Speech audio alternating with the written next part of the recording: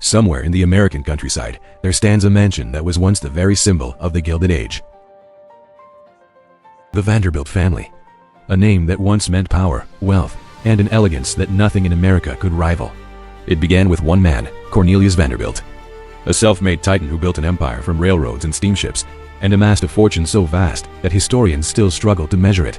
His descendants took that wealth and did what only the truly rich could do in 19th century America. They built monuments to themselves. Grand mansions that lined Fifth Avenue in New York, palaces by the sea in Newport, Rhode Island, and deep in the Berkshire Hills of Massachusetts, a summer estate called Elm Court, built in 1886, designed by the premier architectural firm Peabody and Stearns. Its grounds shaped by Frederick Law Olmsted, the same man who gave New York its Central Park. This was not simply a house. Theodore Roosevelt walked these grounds. Winston Churchill played billiards in these rooms. And in 1919, on this very terrace, a series of private meetings took place that helped shape the Treaty of Versailles and gave birth to the League of Nations after the First World War, a home that witnessed history, a home that was history. But time moves for everyone. Generation after generation, the costs grew, the family scattered, and one by one, the lights went out. In 1958, the doors closed for the last time, and then, for more than 40 years, this mansion stood alone, abandoned, forgotten, nature slowly reclaiming what man had built. Ivy consumed the stone walls. Windows shattered one by one. Ceilings collapsed into empty ballrooms. And the silence that was once filled with the laughter of presidents and kings became nothing but wind and dust. And time. This is what happens to the great houses of the Gilded Age, built with ambitions that touch the sky, abandoned by the hands of time.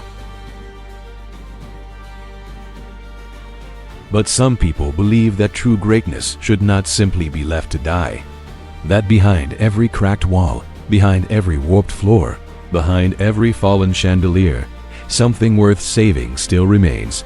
Something that deserves to live again. Today, for the first time in decades, we came back. Not to demolish, not to replace, to restore. One stone, one beam, one room at a time. This is what happens when a forgotten mansion is finally reclaimed.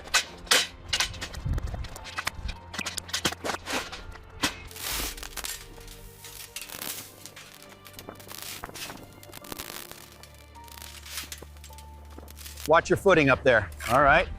Where do you want this batch? Right here, match the profile. 7 feet 6 inches.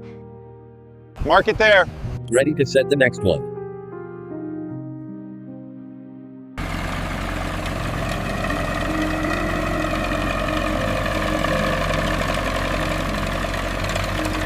Okay, move down to section 3.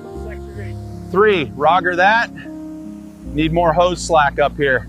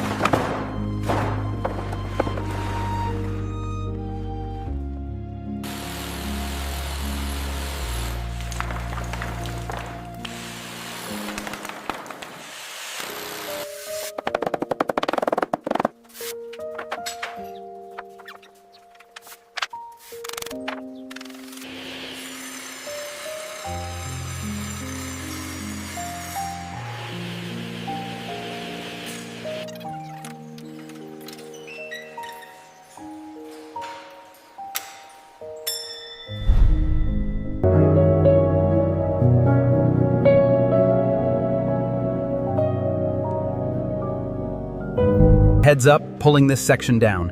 All right, clear the area. Bring the wheelbarrow over here, this bag is full.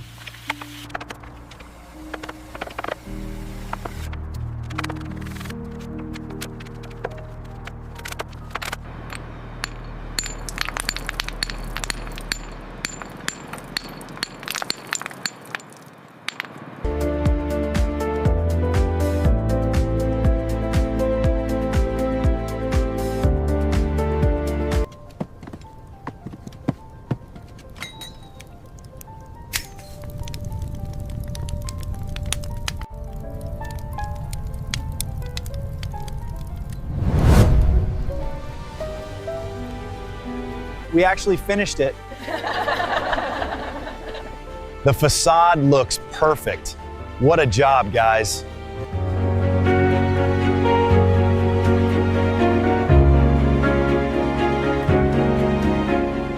Welcome to the grand opening. Yes. It's absolutely beautiful this evening. Right. Shall we go inside? The architecture is breathtaking, truly. I quite agree. Have you seen the ballroom yet? The string quartet was lovely, but I much prefer the jazz. It's a spectacular opening night.